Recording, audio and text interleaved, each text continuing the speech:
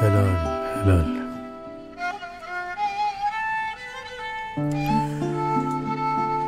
Dil ne bilir şekeri şerbeti, aldığın lezzeti baldan mı sandın?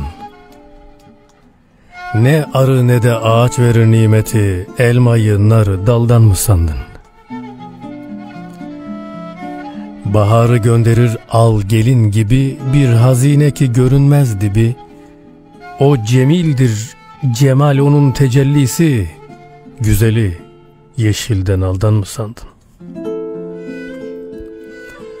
Çok istesen de inadın olmaz, takdirden öte muradın olmaz.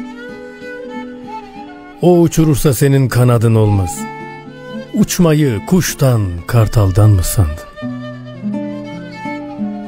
Onun emriyle göktedir varlıklar, onun emriyle yerde kalabalıklar. Allah dilerse kavağa çıkar balıklar. Şu düzenli hayat faldan mı sandın? Gördüğün göremediğin göz onun, bildiğin bilemediğin öz onun, dediğin diyemediğin söz onun. Kelamı dudaktan dilden mi sandın? O dilerse azlar çok olur, o dilerse varlar yok olur. Allah dilerse açlar tok olur, tokluğu paradan puldan mı sandın? İbrahim duada Nemrud'un ateşinde, ateşler güzdar olur türlü esrar işinde. Oğul razı kurbandır babasının peşinde, kesmeyen bıçağı İsmail'den mi sandın? Zulmün kucağında Musa'lar doğar, açılır Bahri Ahmer küffarı boğar. Sükût edince esbab bıldırcın yağar, yoksa sen nusreti Ebabil'den mi sandın? Kah gülersin kah dilhunsun gözyaşına, gün olur tuz bulamazsın aşına. Dün bugün ne geldiyse başına, eden odur eyleyen o. Ah ah, kuldan mı sandın?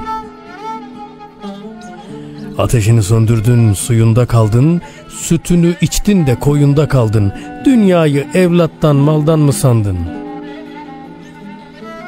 Bülbülün zarını gülden mi sandın?